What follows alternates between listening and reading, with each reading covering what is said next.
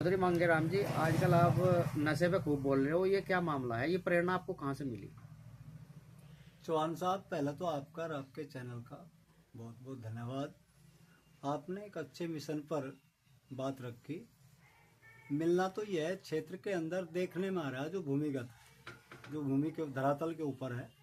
गांव में, गली गली में, जगह जगह पर आप देखें, स्मैक, शराब, अफीम, ये नशा पूरी चरम सीमा पर बिक रहा है।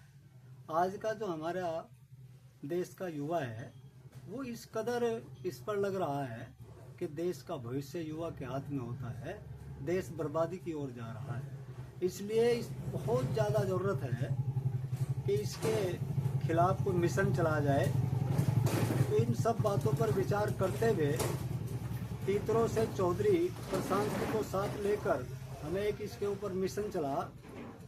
मिशन में हमें एक गांव बालू में एक मीटिंग की। वहाँ पर इसका पूरा आह्वान करते हुए उनसे ये कहा गया कि जहाँ पर भी आपने गांव के अंदर कोई नशीला पदार्थ बेचने वाला मिले तो तुरंत हमको सूचना दे, हम तुरंत उसके खिलाफ कार्रवाई करेंगे।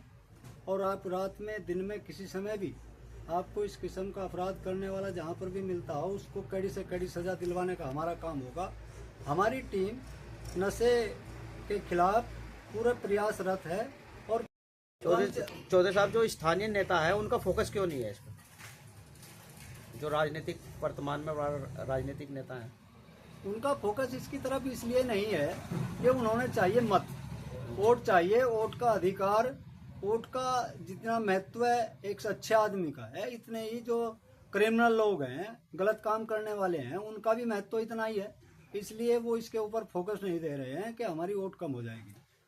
क्या कहीं ना कहीं ऐसे लोगों को नेताओं का, राजनीतिक नेताओं का संरक्षण भी प्राप्त है? हो सकता है, कहीं सामने तो कोई आया नहीं, लेकिन हो सकता है कहीं दबा हुआ, छुपा हुआ किसी का संरक्षण इनको हो, कहीं जांच में तो आया नहीं। हो सकता है, होगा, ये इसके बारे में हम स्पष्ट नहीं कह सकते, लेकिन कहीं ना कहीं कुछ ना कुछ तो होगा जब ये चल रहा है। अगर सरकार इस बात के ऊपर आए तो नशे को बंद कर सकती है।